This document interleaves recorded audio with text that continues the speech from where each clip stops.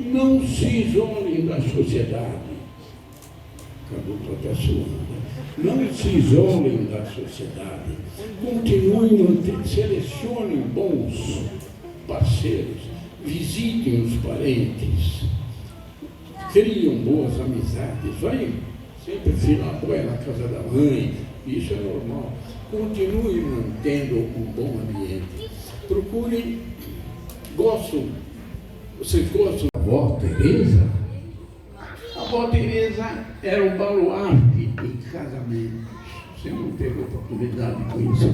Ela se empenhava ao máximo para que os casamentos tivessem força, tivessem estrutura. Então, Cadu, nesse momento eu acredito que ela esteja nos acompanhando e muito feliz com isso. Então, eu agradeço a vocês essa oportunidade, este momento. Quero desejar muitas felicidades e sigam sempre bons caminhos.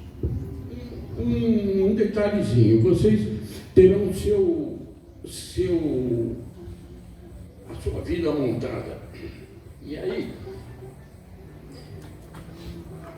vocês serão como...